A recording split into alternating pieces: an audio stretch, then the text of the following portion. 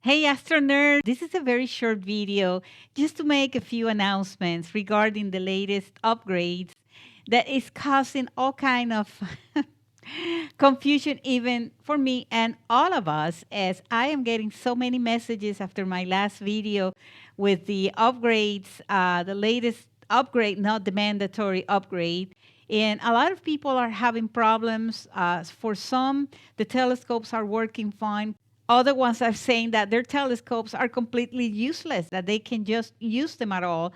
I get a lot of messages every day. Well, here is the situation. As I said in my videos, the point of that video was that uh, Claire from Dwarflab made an announcement for the another update, and all of these announcements happen on their Facebook community page. Maybe it was the next day or so that they temporarily disable the latest update. This is all after the mandatory update. That's the problem.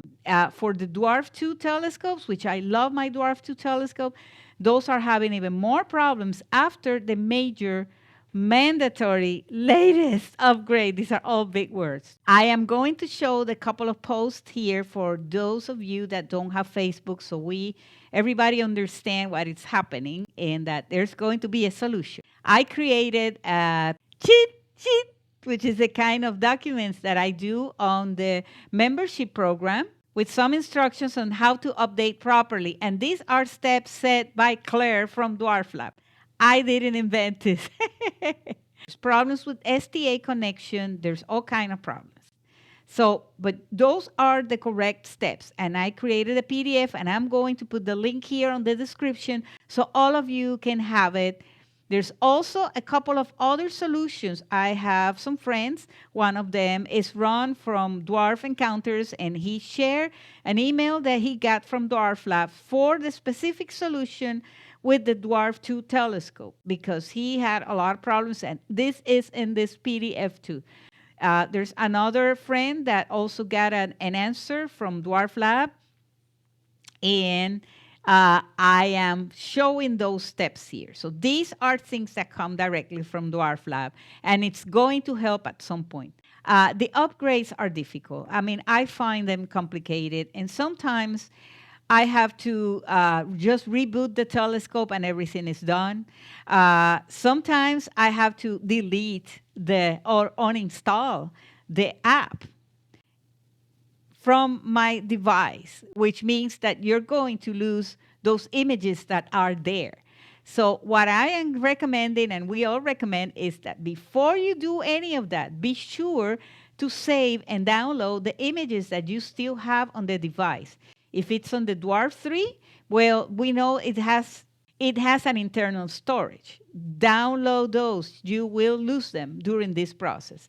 If you have the Dwarf 2, you take the SD memory card out when you are doing the upgrades, or just go ahead and download those images from the SD card. If you have it installed on the telescope, you will lose those images. This already happened to me, and I lost some images that it will take me until next year to take them again because the targets are gone, okay? All related to the photo album. Just always do a backup, download, save them, and then you're going to deal with all these problems with the upgrades. There's going to be a solution for it. And I am going to read a couple of things here from Brett Duncan and from Claire that they posted a few days ago on the Facebook page. So here we are. This was December 6th. Okay, just a few days ago. And Brett is talking and it's apologizing for all the inconveniences here. He also said, end quote, for those of you who already updated during that small window of access, which means it was a small window, but it was probably about a day, please have no concerns that your device is now magically broken. So it's not broken, it's just having these conflicts, internal problems based on this upgrade. They found that some devices experience an issue with not being able to connect to a computer through direct connection. They didn't want to leave the access to update open and made the decision to disable it for the time being. That's where we are right now. It's not live. That's why I just got a few messages today. Hey, you made this video, but this version is not live. Well, this is what happened. So we're done with that part. Let's go to Claire's post. This is what Claire posted on 5 days ago. And today is December 12th. Okay. So she said, it has been long, but here it is to bring you a smoother and more stable shooting experience.